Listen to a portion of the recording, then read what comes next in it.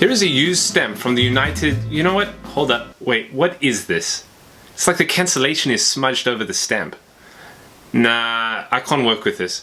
Alright, I'm going to cheat for this episode and replace it with a clean mint version. Okay, cool. Music, please.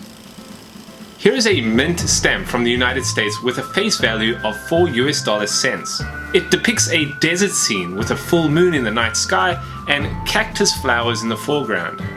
Clearly, this is an illustration of a desert setting in Arizona, as the stamp is celebrating the state's 50th anniversary, 1912 to 1962.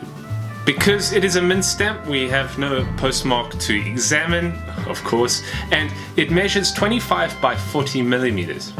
It was issued back in 1962. Statehood stamps, there's quite a few of these out there. Now, the United States, of course, consists of 50 states, and on a milestone anniversary of a state, the US Postal Service may issue a commemorative celebrating the state's membership to the Union, so to speak. In this case, Arizona is celebrating its 50th anniversary, in which it became the 48th state on February 14th of 1912. It was the last of the contiguous states, meaning that if you look at a map of the United States, it was the last of the adjoining states. Alaska was number 49, Hawaii number 50, both of which do not adjoin to any other state. Now, I only have a small handful of statehood stamps, including Washington State, Connecticut, Utah, Texas, Louisiana, and my favorite state, New Jersey, for completely biased reasons. But I also found a New Jersey tercentenary stamp, which is celebrating the 300th anniversary that New Jersey became a colony. So it's not a statehood stamp. This one is a statehood stamp. This one is actually more of a colonyhood stamp, I guess.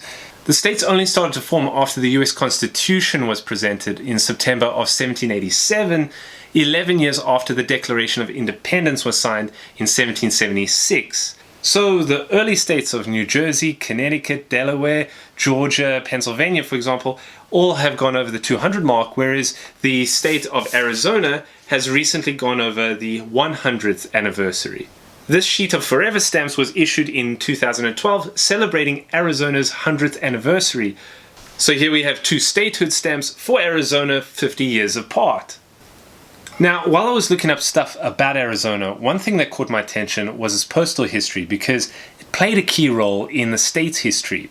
Stagecoaches used to transport mail through the area connecting east and west. Stagecoaches are one of the many symbols of the American frontier, that along with cowboys and saloons. But mail coaches go back to the 1600s, originating in England. They were an important part of early long-distance communications. The idea of establishing routes to transport mail really set the stage for the modern postal system today. Mail coaches were known to be frequently robbed by bandits, and so a level of security in the form of a guard was often present. This one we can see a guy with a rifle sitting to the left of the driver. They played a role in several countries' early postal systems, so it's no surprise that last season when I visited two postal museums, I saw a stagecoach on display. The one in London, as well as the one in Washington, D.C.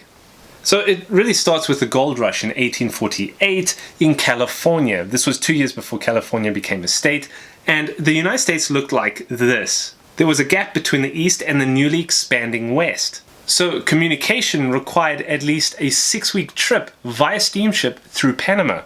Well, by the 1850s, trails had been blazed for the stagecoaches that would almost cut time in half. What eventually became Arizona had one of the first overland mail routes that cut through the south of what was then the New Mexico Territory.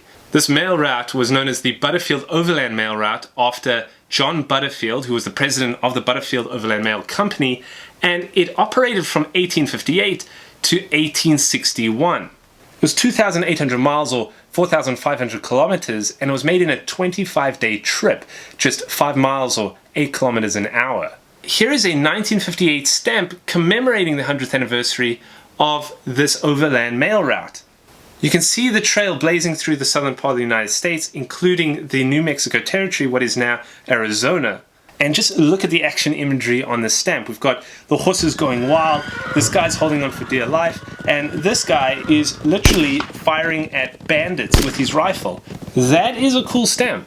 Now, you can find postal stationery that rode on the stagecoaches, and I've got one here from the U.S. Inland Mail Transportation Company, Washington, D.C.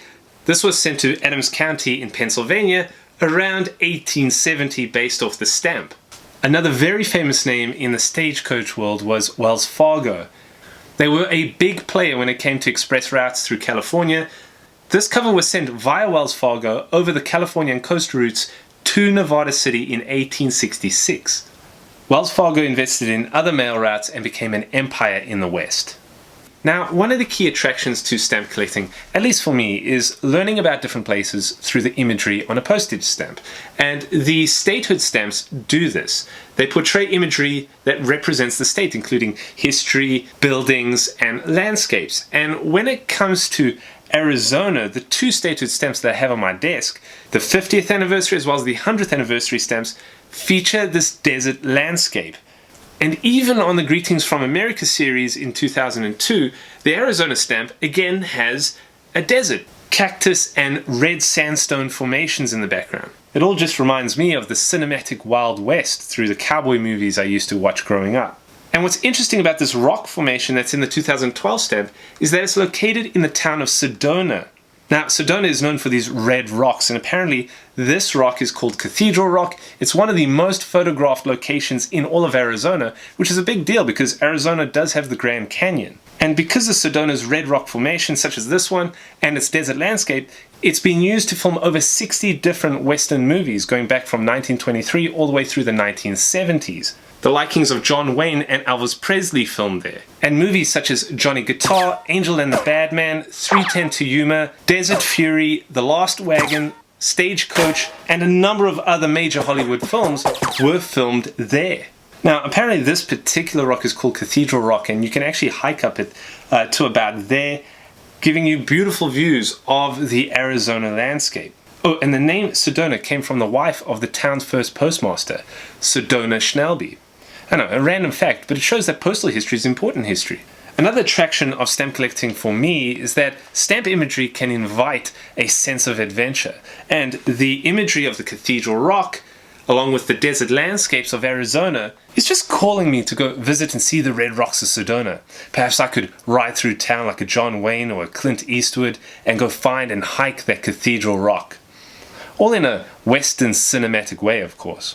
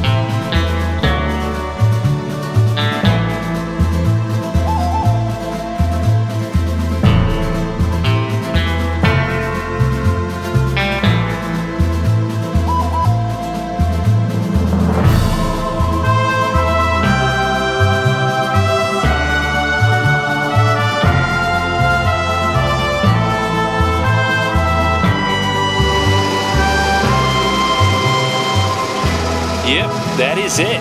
Cathedral Rock, Sedona, Arizona. I'm gonna climb that. Let's do it.